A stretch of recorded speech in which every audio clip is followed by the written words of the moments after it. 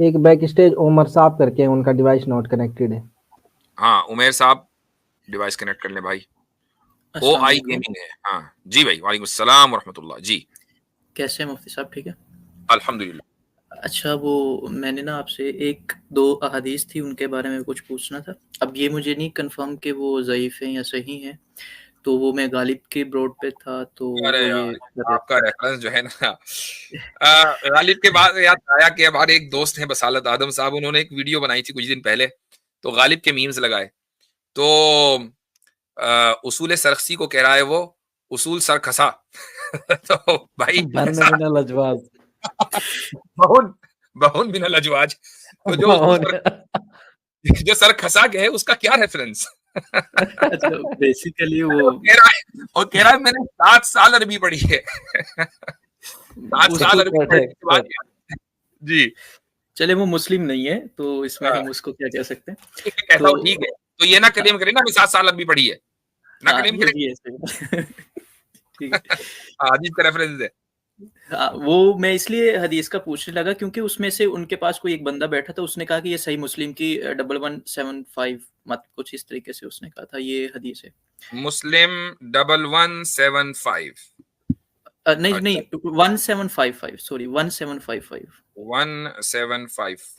تو بیسیکلی اس نے 2 احادیث کی. ایک حدیث اس نے کی مجھے ابھی زبانی تھوڑی بہت یاد ہے، وہ میں بتا دیتا ہوں. اس نے کہا کہ آپ صلی اللہ علیہ وسلم نے کچھ لوگوں کو خط لکھے جن میں سے ایک مصر کا بادشاہ مکوکش تھا، تو اس نے آپ کے لیے کچھ باندیاں بھیجی جس میں ماریہ تھی. تو اس ماریہ کے ساتھ کزن بھی تھا اس کا، تو اس کزن نے ان کے ساتھ الزام لگ گیا بھائی کچھ کیا ہے، تو وہ پریگننٹ ہو گئی. تو پھر آپ صلی اللہ علیہ وسلم نے حضرت علی کو بھیجا اس کو قتل کرنے کے لیے. تو حضرت علی کو پتا چلا کہ یہ تو کیسٹرڈ ہے. ہاں جی جی جی اس کا جواب ہم نے دیا ہے. ٹھیک ہے. اور اس کے علاوہ دوسری حدیث یہ تھی کہ ایک اور تھی، وہ ام کرفا قبیلے کی سردار تھی، تو اس نے کہا کہ زید بن حارثہ قتل کرنے گئے، تو وہ صحابی قتل ہو گئے.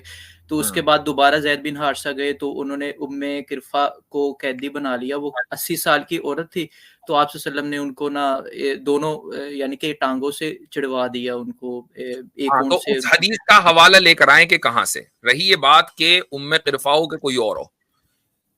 ایک ہے بات کہ اس کو قتل کسی عورت کو کیا قتل کیا جا سکتا ہے. میں ایک عام جنرل بات کر رہا ہوں، اس پرٹیکولر اسٹوری کی بات نہیں کر رہا ہوں.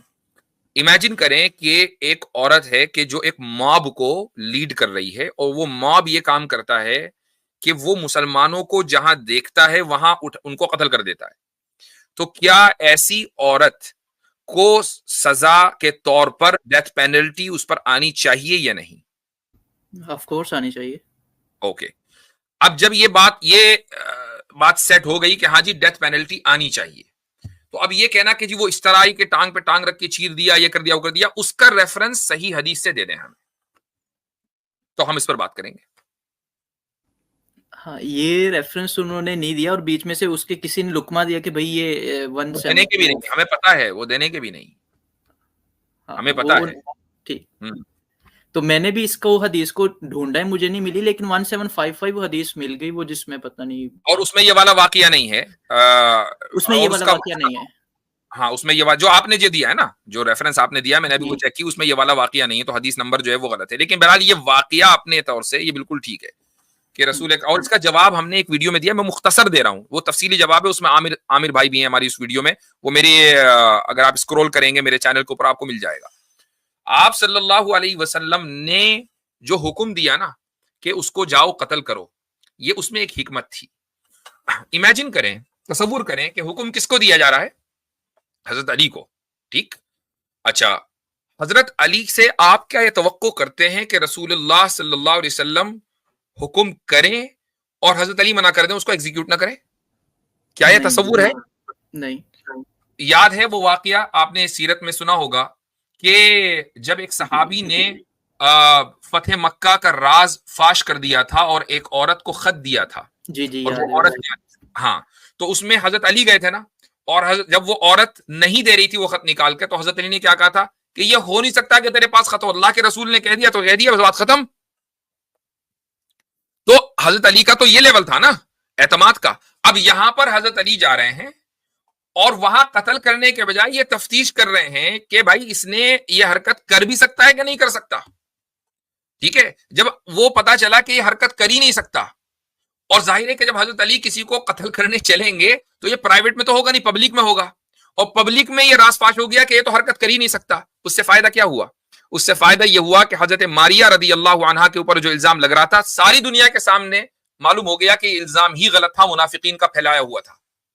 یہ حکمت تھی حضرت علی رضی اللہ عنہ کو اس طرح حکم دینے کی, تاکہ پبلک میں ہو جائے کہ بھائی دیکھو اب وہ جو الزام لگا رہا تھا نا اب اس کا کام کریا کرم ہونے والا ہے.